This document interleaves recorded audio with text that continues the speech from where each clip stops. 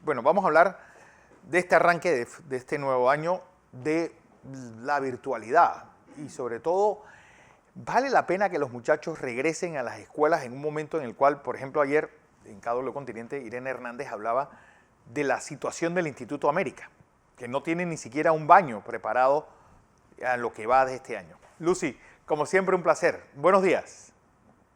Buenos días, Fernando. Muchas gracias por la entrevista. Sí, mira, cuando salió la estadística esa que dice que Panamá es el país en el mundo que menos días de clase ha tenido, nosotros tendríamos que sentir vergüenza. Por supuesto. Y hacer lo que sea para reactivarnos. A mí me dolió mucho cuando hace un par de semanas, creo que la semana pasada, un colegio privado, el ISP, inició un programa de semipresencial, de tutoría, etc. Yo te aseguro que eso no lo hicieron sin permiso. Pero además, en lugar de decir, vamos a coger el modelo, vamos a aprender de la experiencia para ir poco a poco iniciando sin cometer los errores que aprenderemos de ellos, la gente comenzó a decir, ciérralo, porque la brecha de los pobres y los ricos. Escúchenme, la brecha de los pobres y los ricos se aumenta cada día perdido de clases. Y cuando los muchachos no tienen los módulos, no tienen los cuadernillos, cuando no hay internet en las casas y no tienen computadora con qué dar clase. Entonces, yo creo que nos ha faltado un poco de agresividad en el abordaje del tema, porque sí, a ver, hay muchas casas que no tienen internet, sí. Hay muchos estudiantes que no tienen computadora. Eso es un gran problema que el Estado tendría que, a un año de la pandemia, sí, haber podido resolver, porque hay una experiencia. Ya se compró computadoras hace mucho tiempo, se paró de comprar, que si no se hubiera parado hoy, todas las estudiantes tuvieran la computadora. Todos los estudiantes tenían computadoras en sus casas y no hubiéramos perdido un solo día de clase. Pero bueno, no podemos echar el tiempo para atrás. El asunto es que ahora tenemos que ser suficientemente agresivos como para echar a andar un proceso que es necesario. A lo mejor no entran todos los alumnos, entran en la mitad del salón una semana, en la otra mitad de la otra semana. Hay que buscar formas creativas de hacerlo, porque de verdad, cada día que se pierde, y yo oigo a la gente hablando de unas estadísticas que a mí de verdad que me hacen mucha gracia, porque no entienden la realidad educativa.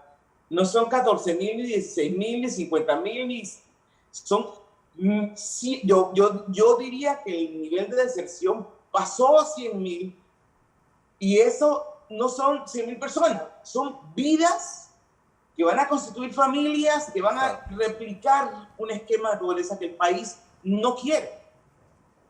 No le conviene que se dé. Pero la pregunta, Lucy, es decir, ¿cómo debe ser ese arranque? Porque es una maquinaria que tiene más de un año paralizada. Es decir, mover todo eso. Tú, si fueras ministra, ¿cuál es la decisión? ¿Empezar por los más grandes hacia los más chicos? ¿Empezar por los más chicos hacia los más grandes? ¿Cómo reiniciar o cómo poner en movimiento esta máquina pantagruélica que es la educación panameña? Mira, yo sé de muchos colegios que quieren iniciar. Sí. Que ya han desarrollado planes pilotos de la mitad de los estudiantes en la mañana o en la tarde. O sea, que han estructurado fórmulas. Hay que ser valiente y perderle el miedo a los que se oponen a todo lo que beneficie al estudiante. Sí. Porque yo creo que lo que aquí hay un poco de miedo a todo eso. Y sí, efectivamente, el gobierno tiene que hacer su trabajo de arreglar las escuelas, tener las listas. El Instituto América es un dolor de cabeza que yo generé y todavía lo sufro, porque tuvimos 2 contratistas que fallaron. El tercero pidió que sacáramos los estudiantes. Hay un grupo de profesores se atrincheró que querían que se hiciera un trabajo como iba adentro. Ahí me fui, no sé cómo terminó eso, y evidentemente no terminó bien porque tú no puedes arreglar una escuela con la gente adentro, tú no puedes arreglar una casa con la gente adentro. Y encima, la semana pasada se muere su director, el profesor Peralta, que de verdad que es una pérdida muy grande para el sistema educativo. Pero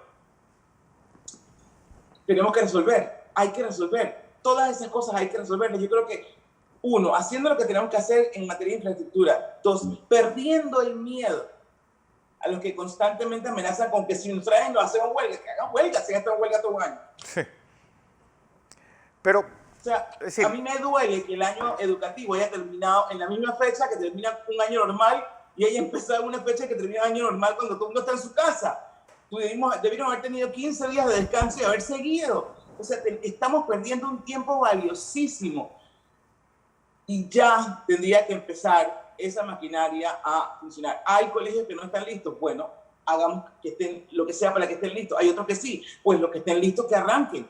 Pero no podemos, no, porque si no es, ¿por qué los ricos? Esa discusión bizantina, mediocre, a mí de verdad que me dio tanta vergüenza. Sí. Porque en lugar de decir, vamos a migrar todo para lo que están haciendo ellos, vamos a ver cómo lo hicieron, para nosotros hacerlo también y evitar los errores, salimos a decir que los ricos y los pobres. Estamos jugando con fuego. Estamos llevando al país a una confrontación que nunca había existido en Panamá, Sí. de ricos y pobres, absurda, que va a encontrar caldo de cultivo cuando haya gente que no está preparada para ganarse la vida y que dependa del Estado. Entonces ahí sí vamos a tener un problema mayor. Por favor. Y esto aplica para todo. Y aquí reitero algo que para mí durante los 5 años fue casi ley. Educación y política no se juntan. Donde la política se mete es un caos.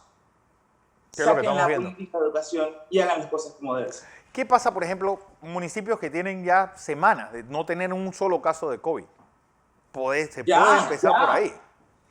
A ver, es cierto, hay que hacer una tarea logística, pero en Educa hay gente capaz de hacer eso. Porque hay profesores que no viven en el área donde están esos municipios, y hay que hacer una movilización.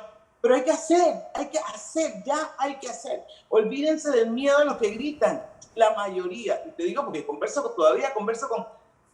A ver, si yo converso con 200 personas a la semana del sistema, es poco. Wow. Y de verdad, hay gente con muchas ganas de empezar. Lo que pasa es que el miedo lo frena. Paren el miedo.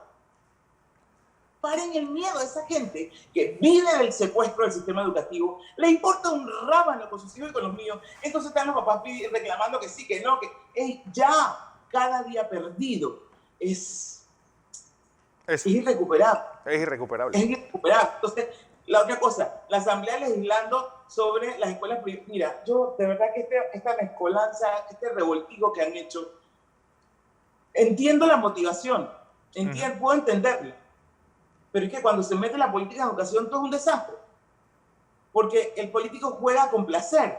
Claro. Y en educación se necesita hacer lo que es correcto, no importa quién grite o chille o patalee. Mira lo que han hecho, una regulación que dice que las escuelas de $4,000 y más no entran, no tienen que dar descuento, no entran, pero las de 4,000 para abajo entran. Hay escuelas de 4,000, muchas, que dieron descuento. Ahora, ¿qué le dice a esa gente? No, el descuento que te di te lo quito y seguimos como estábamos. Claro. O sea, las cosas no se hacen así.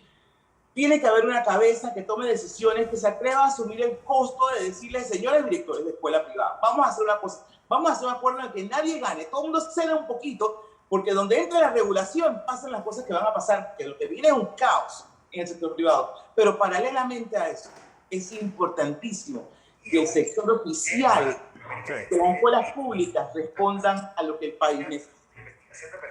Hay otra cosa que es importante, Lucy, en medio de este desastre. Es decir, ¿cómo va a ser la preparación de los estudiantes? Porque ya se está viendo todo ese año de paralización en las universidades completamente fuera de control.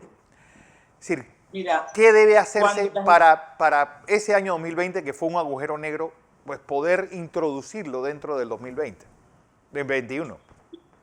Mira, partamos de ahorita. Nadie estaba preparado para una pandemia. No, nadie. No. Esto es inédito y no es culpa de nadie. O sea, no se puede comenzar a señalar porque sería injusto.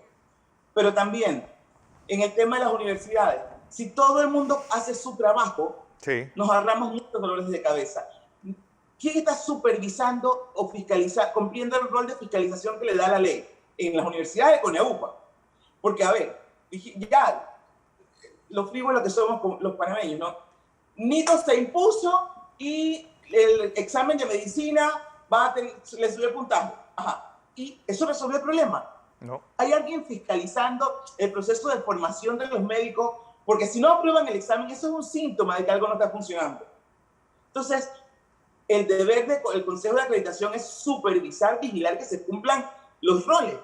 Por ejemplo, hay un caos en el tema de las clases virtuales. Lo que van a lograr es que la Asamblea se meta a legislar y nadie va a salir bien parado. No. En lugar de hacer que las instituciones por ejemplo, con AUPA, el Consejo de Certificación, el CTF de Fiscalización, que todo el mundo cumpla la función para la que está llamado. El otro día me decía un muchacho que un profesor le daba clases en 3 universidades distintas y de matemáticas o no sé qué, y cogía una sola clase virtual y en esa clase virtual metía a todos los alumnos de todas las universidades. Todas las universidades. Eso puede ser, o sea, hay un relajo, sí, efectivamente hay un relajo. Hay una autoridad que tendría que regular ese relajo para evitarnos que la asamblea se ponga creativa. Claro. No puede ser que valga lo mismo una clase presencial que una clase virtual en estas circunstancias, pero también las adecuaciones que han hecho universidades, que han hecho cosas muy serias, sí, con plataformas, con recursos para adecuar sus estructuras y su planta docente, prepararlos para estas clases virtuales, que no es lo mismo que traer al alumno enfrente. Eso tiene un costo, pero volvemos, ese costo tiene que ser analizado con generosidad de parte y parte, sí, y que los reguladores, en este caso de la Codeco y Meduca, digan, señores, esta es la norma. Pero dejar que la clase política se meta es terrible. Bueno, el gobierno pensaba hacer la prueba PISA en el 2023. Yo creo que no vale la pena. Es decir, yo creo que los resultados son obvios para saber si vamos a salir adelante o detrás de República Dominicana. Es lo único que vamos a lograr con esa prueba PISA dentro de 2 años. Mira, yo de verdad que a mí cuando me mencionan prueba PISA no puedo con esto, de verdad. Hay una prueba que hace UNESCO, que se ha seguido haciendo, que nadie la suspendió, que sí, nosotros no la suspendimos, que es una prueba que ayuda, que detecta, que indica los síntomas de los problemas y te ayuda a tomar decisiones. Esa prueba se mantiene. Sí. El afán de PISA es porque eso dicen, me dijo un empresario, es que eso es entrar en un club en el que tú quieres estar como país. Digo, perdón, si nunca has hecho nada, comienzas a hacer y los resultados no se ven, porque en educación los resultados no se ven ni a 10, ni a 5, ni a 3 años. Los resultados son a largo plazo. Encima, en 5 años hicimos los cambios, llegó el gobierno del señor Varela, paró todo y pretendemos que los resultados, que la educación mejore. No seamos ilusos, no vendamos ilusiones. PISA o no PISA es irrelevante. Claro. Lo que tendríamos que ver es lo que está sucediendo en las aulas. Mecanismos para supervisar las clases virtuales, mecanismos para darle seguimiento a los procesos de formación en las universidades. Ese cuento de que ya, Mito puso los exámenes, ya, eso resolvió el problema de la educación superior. No. Ahí están pasando cosas terribles. ¿Quién está supervisando?